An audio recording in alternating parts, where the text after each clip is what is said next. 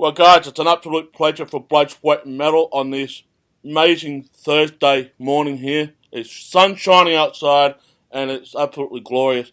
But I have got one of the massive super groups that's been put together by all these different artists as well. But I'm talking to one of the founding members of this band called Metal Allegiance, who are bringing a new album out a couple of days before my birthday on the September the 18th.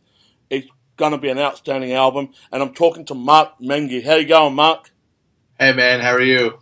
Good, man, and I'm so thrilled that this album is actually coming out just before my birthday. I've actually received the promo from the record label. I have listened to it, but I cannot wait till it hits our stores here in Australia. Awesome, man. Thank you. Oh, Appreciate that. I want to ask before we get into the album, how is the relationship leading into the band getting put together with Dave Elliston and Mike Portnoy and so forth? Because you've got not one leader, you've got four leaders all running the same ship at the same time. It has its challenges, but you know what? We all love each other. We all respect each other. We all have an admiration for each other, and it's pretty awesome. Actually, I couldn't think about doing this any other way. You know, there's the four of us. Basically, it's four guys who got in a room, had a vision, and we wrote a record within a few days. I mean, as crazy as that sounds, this has been a very natural and organic process. Nothing was forced or rushed. In under 12 months, we wrote a record, recorded a record, mixed a record, mastered a record, signed a record deal, and had 25 people on a record within 12 months, man. So without the help of Mike, Alex, and Dave, steering the ship, it wouldn't be possible. And it's been pretty amazing so far. Yeah, and with all the great guests on the bill, like you had Rex Brown from Pantera, and you had Phil from Pantera and Down as well, but you also have many of other people on the thing. I want to ask, did you guys have a list written out on who want to be on the album, or was this just thrown out there and whoever comes in just comes in? No, we wrote all the music first. Yeah. We had no idea who was going to be on a record when we were writing. Even when we were done writing, we still had no idea. It was just four guys writing a record, and as we're writing it, we would hear things. For example, "Gift of Pain." We wrote that song, and I was like, man, we hear Randy on this track. We got to get Randy to sing on this track. Or "Dying Song." It's like, man, Philip and Selma would sound unbelievable singing on this song. It is. And so the music really kind of dictated who we got to sing on it and play guest guitar on it. Yeah. And not only that, you got Gary Holt playing his solos on, and one of the, if you put him alongside Glenn Tipton from Judas Priest, he is one gifted talent guitar player. I mean, he's been playing guitar for many decades, and now he's in Slayer. Gary Holt is probably one of the finest guitarists going around. He's one of the most underrated guitarists around, and it pisses me off that he's so underrated, because for us who know him and who work with him, he's amazing. I mean, there's nothing he cannot do on guitar. Exactly. And he's absolutely amazing. Same thing with Alex, and we have Phil Demmel playing guitar, Andreas from Sepultura playing guitar, Charlie Benanti, the drummer from Anthrax, is playing guitar, and he's amazing. And people don't understand Charlie's gift to the guitar. He writes a lot of the Anthrax music on guitar, and he records a lot of it on guitar. So we like to surround ourselves not only with talented people, but priority number one is how are they as a person? And everyone we have on this record is an unbelievable person. Plus you take their talent, and that's what makes up Metal Allegiance. The metal community around the world has been growing and growing year by year, and the brotherhood and the sisterhood is just flourishing. But do you think the metal music community, like yourself, being in a band, are not getting the recognition you guys deserve? I mean, we just mentioned Gary Holt being so underrated and not getting the credit that he truly deserved. But do you think metal in general should get the most credit when there's a good album? It's great. And not only that, the fans we'll be pretty critical too. If it's crap, we'll let people know. But if it's great, we'll also let people know. Do you see that metal in general not getting the full recognition they truly deserve? I don't really follow pop culture that much, so I don't know what's popular or not. Yeah. I know what I love, and I know what drives me, and that's this type of music. And in my opinion, the best, most loyal, dedicated fans there is. It sucks that metal is not represented, say, at the Grammy Awards. At least it's not represented on a national forum. It's recognized, hours before the show where people don't even know about it. And in my opinion, metal musicians are some of the most talented musicians out there. We write our own music. Yeah. We sing our own songs and play our own instruments, where a lot of these people don't. And they're gifted in their own right, with all due respect to them. But when you look at Exodus and Slayer and Testament, Anthrax, Metallica, Overkill, I mean, I can name a million bands that are so fucking talented and it actually bothers me that they don't get the recognition that they deserve. And but within our community, the fans know who they are and they're well respected. And we tried, at least with Metal Allegiance, we just, we're fans as well. We're fans playing, and we try to do the best we can. And if people recognize us, great. If they don't, that's great too. When we wrote this record, it was just like I said, it was 4 guys in a room with no record label, with nothing. It was just 4 guys who wanted to create some music. That's all we wanted to do. And here we are. So I take it, and I take it as it comes. Yeah, exactly. And all credit for you, man. And not only am I a host of a show, I'm also a huge fan of the music scene called metal, and I give all praises to you guys as well. So just want to let you guys know that I'm not blowing smoke up anyone's butt here. I appreciate it. No worries. There is a song on this album that really did hit me and smashed the whole album out of the ballpark. It was the Pink Floyd type of feel in it, and I'm just trying to find, I don't have notes here, but I'm trying to get back to my promo. It's a song that had a little bit of a Pink Floyd type of influence. I can't remember the song. I will get that to it later, but you also brought a lot of other influence, like you're fans of like Iron Maiden and Judas Priest and all of that, and you brought it into one big package. How awesome was that for you guys? I mean, you're all in massive bands on your own accord, but just bringing your fanhood, your little something unique just happened.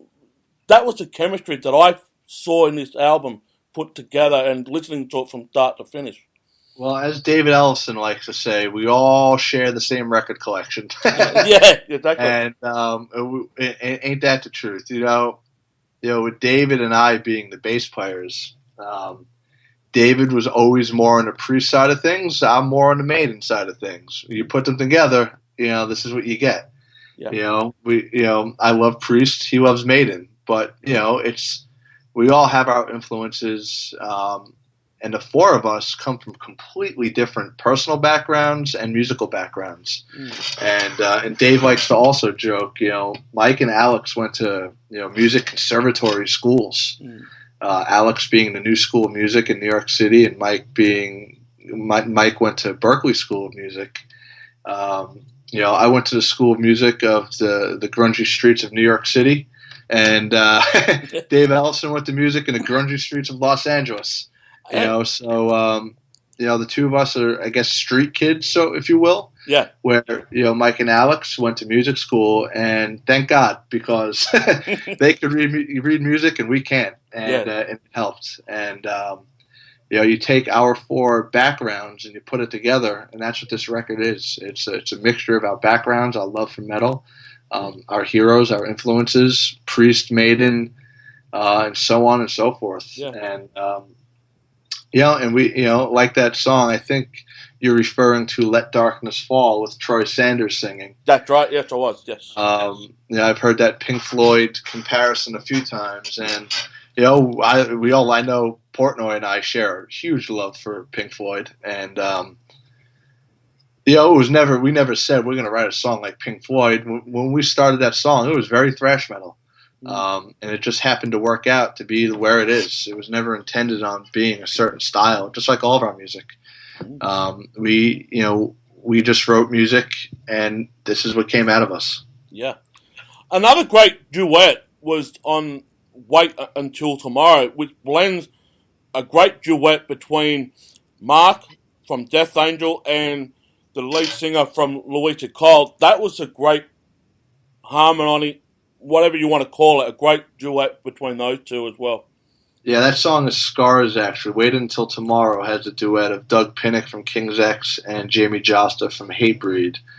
And Scars with Mark and Christina, that came about when we played our last show, which was on a Shiprock cruise, and we heard Mark and Christina sing together. And I was like, man, these two sound fucking awesome together. And we had to have them on a track, and we wrote Scars, and after we wrote it, we just, Alex heard it. Alex was like, man, this would be great to have those two sing on this song. It fits, and we were lucky enough to get them both to do it. Excuse me. How was it like for having Wolfgang Van Halen on the bass as well, like coming in, playing some riffs? I know he's in another band as well, outside of Van Halen now, but having the younger of the Van Halen generation in the studio, how was it like working with him? Well, he played with us on a live show. He's not on the record. We had the idea of covering Van Halen 1 in its entirety, and when we all agreed to do it, I forgot who said that Wolfgang was going to be on a boat playing with Mark Tremonti's band. We had no idea. And I was like, shit, if Wolfgang's there, we got to get him to play. we got to get him on this. And Mike Portnoy arranged to make that happen. Mike's tight with Wolfie, and sure enough, he came out. He played Running with the Devil, Eruption, Ain't Talking About Love. You Really Got Me. He basically played side one of that record with us, and it was amazing, man. It was amazing, watching him up close. And he's an amazing musician. Really gifted. Yeah, yes. And one good thing about this album as well is that you sign up under Nuclear Blast Records, which they're amazing guys. I know the people in there, and I spoke to Dave Ellison earlier this year when he came to Australia for the speaking engagement tour. He's an awesome guy, and so he is. I mean, look where he came from compared to what he is now. But Nuclear Blast, man, how all that get for you guys? I mean, there's such an awesome family bringing in such great bands and some unsigned bands as well. Nuclear, they kind of picked us. They heard we were doing this. They heard about it, and Monty Connor, the guy who signed us, he came down to the studio after the record was recorded, before any vocals were put on it. He heard basically just the music, and he loved it, and he understood our vision. He understood what we're trying to do, what we were trying to do. And, when you look at the Nuclear Blast roster of artists, no one touches them when it comes to metal. Yeah, exactly. And they're metal fans there. They're not just guys who wear suit and ties and kind of call shots. They're diehard metal fans, as we are. So they understood our vision, and we felt it would be the perfect home for this record. And then, being a fan of Black Sabbath, I mean, they just announced a farewell tour for next year for Australia and also up in North America as well. But having Geezer as special guest, how was that for you guys? Oh, amazing, man. Before I kind of crossed over into the songwriting spectrum, I worked in the music business for a long time, and I worked a lot with Black Sabbath, and before they came back, and then Heaven and Hell. And I'm fortunate to call Geezer a friend, which is crazy. So having him jam with us a few years ago, and just playing his bass and plugging his bass into an amp, and him going, "Yeah, just go ahead, play it," and it was surreal. I mean, especially for me, I was once this punk kid who, my first taste of Black Sabbath was the Volume 4 record that I bought, and I heard that, I was fucking blown away, man. I was like, holy shit. It changed my world. And, and to be able to work with Geezer and Tony, It was amazing, and to have him play with us, and it's just a surreal experience. Yeah. And I'm just so thrilled just to have this album, listen to it, and also talking to you, man. And this is just like a fanboy type of moment. I'm getting the geese electricity in my fingers at the moment. I'm just pinching myself. But you got to live the dream. And I've got a couple more questions before we wrap it up. I mean, living the dream is basically if you work hard, play hard, things will pay off. The question I want to ask is, how important it is to stay relevant in the music business today compared to what it was like 20, 30 years ago, and being on top of your game? It's very important, man.